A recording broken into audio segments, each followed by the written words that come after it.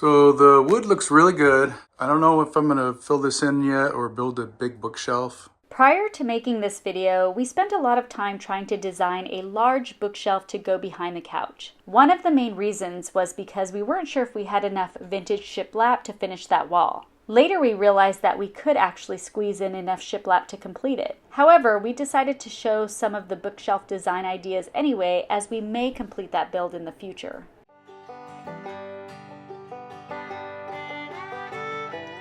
So far, what do you think? What is this? Bookshelves. Oh, it's a lot.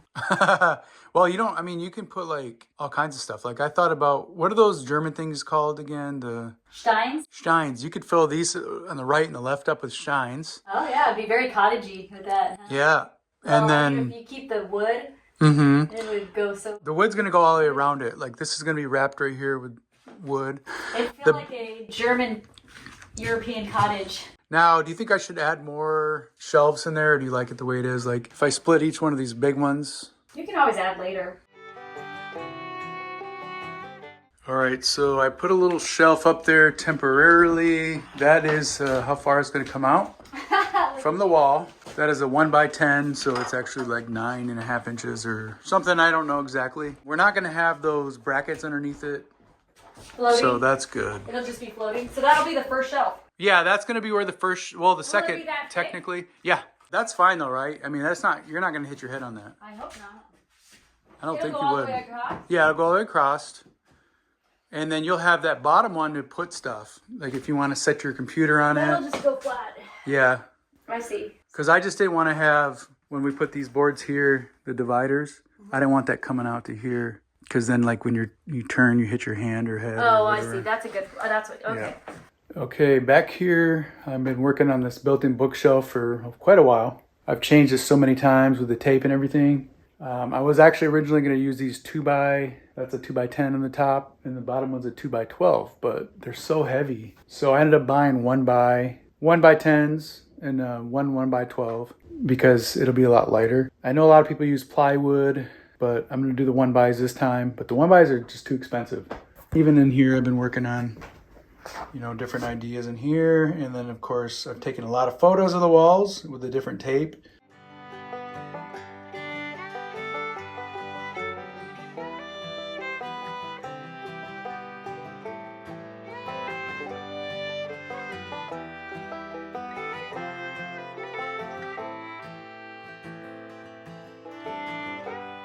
Sweet. So I'm down to my last two boards that are the width of this. So I'm pretty happy because, talk about barely making it. So I need the long one there and the one below it. So what I did here to get it to match up to the ceiling better, I traced with a pencil in line with the ceiling all the way through so I can cut that back. And then I'll come through here, put it back up when I'm done cutting it.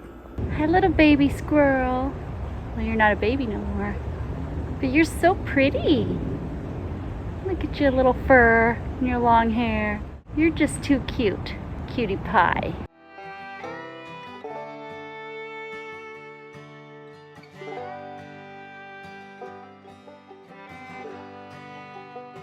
Getting to the end of my shiplap that I have of this old vintage shiplap. And this piece is nice and long, but it's got a lot of cracks and breaks in it. And so I'm going to show you what I've been doing to try to salvage it. So down here, I put tape on the other side to keep the glue from going through the crack. On the top here, I use clamp and screwed this down here because these two weren't coming together tight. And then I put a board underneath here and screwed that in just to try to flush this out here because these two pieces did not want to go together. So we'll see how it turns out. I think it will be fine. I've done a lot of other work like this. And with this log cabin vintage look, it's okay if stuff is not perfect. So okay, it's been over a day. I'm gonna take the wood and unscrew it. I took the clamps off. I'm gonna fill these cracks next with wood filler. So I have some sawdust. When I was sanding these floors, I took out of the sander, and I'm gonna mix some glue in here. I just put this in a little ramekin, mix some glue, do a little at a time. I'm just using an old chopstick here to mix it.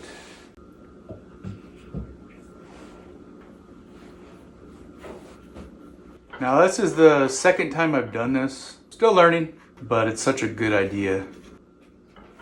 Now I'm gonna put it in these cracks. It's cool though, because the colors line up very well. I might even get a wet rag and go over the top later to kind of get some of that glue off. When this is really going through my glue a lot quicker than I realized it would. Pretty good. Keep going. All right, so here's my wood filler. After I got done putting it in there, in the cracks, I wiped it down with a wet rag because I know the sanding is going to be quite a bit of work tomorrow. And look how good that looks. This side over here has already been oiled 3 times. And then I cut that circle out and I put a new piece of wood in there. It's actually a different piece of wood right there, but from old shiplap also. That looks a lot brighter because of the oil darkened the wood. This here is a full piece, but I could have cut it out to match this groove exactly by putting a piece like right here and then just cutting like that, right? But I'm actually going to be, there's a line here all the way across. So later on, I'm going to be cutting the board like right to here. So I don't need this top part. So that's why it's going to work like that. And then I used a little bit smaller one back here because this was the little box they had cut out was smaller. So this one's going to be here and then the line is going to be cut through here. So that's tacked up pretty good. It's not going to move.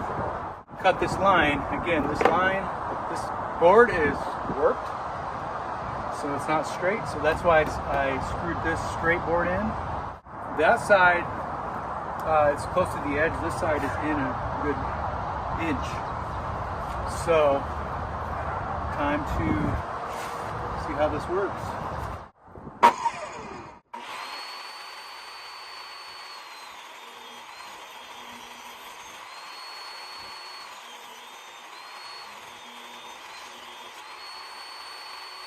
I'm going to cut these back right here.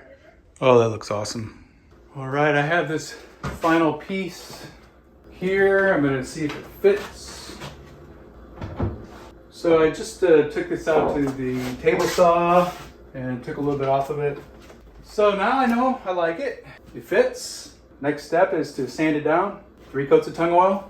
And then later, I don't know if I'm going to stick with this sink or get the bigger one. So we'll figure that out later. But I might put a backsplash right over the front of it. If I don't do one of those sinks that has a backsplash on it. We could probably rig it, cut it up, We'll have them figure it out. Make it fit. It'll be sitting on our granite. Okay, so you got some. So it's fine. Yeah. But you can take these too Yeah, I'll if you take want them just in case. Yeah.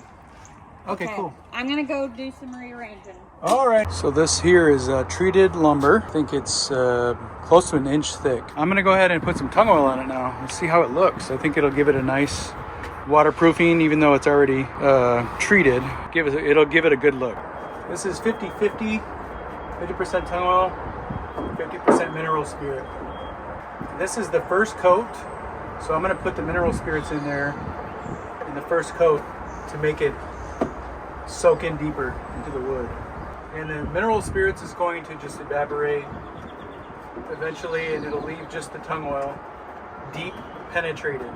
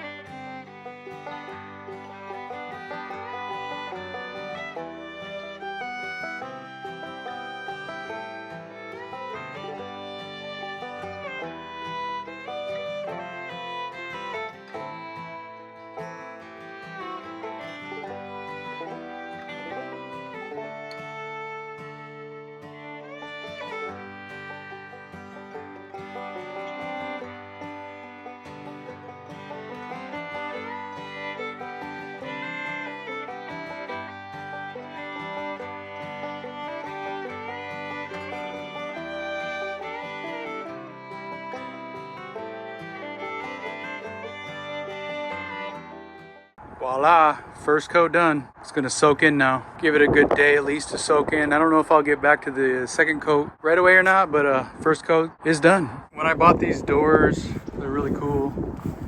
I liked it because they weren't painted. I found them online. They got the cool glass handles, but what I didn't know is that I should have measured it. I just eyeballed it from a distance and really noticed that it was all crooked. Nice old man sold it to me. But you can see I just scribed a line here. Look how crooked that is. Can you see that? So I set this up with a straight edge, clamped it down, and I'm gonna cut it now.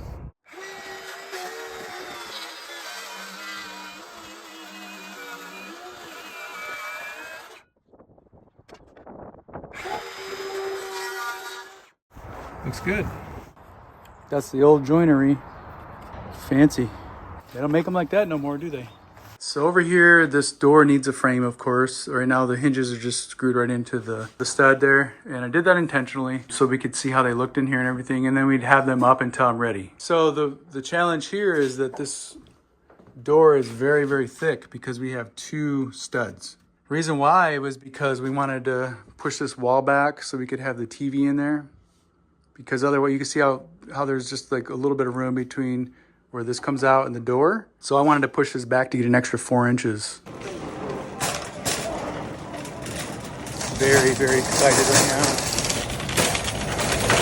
Got a planer. I've been wanting this one for years. And I'm leaving Lowe's and I got it. It's a good one too. Heavy. This is candy for me, man. I have got back from the candy store. Ooh. Wow. Smells brand new. Today is a very, very awesome day. I got my planer. I'm gonna try it for the first time. I'm gonna push through some of this butcher block that I built. So I need my ear protection, glasses.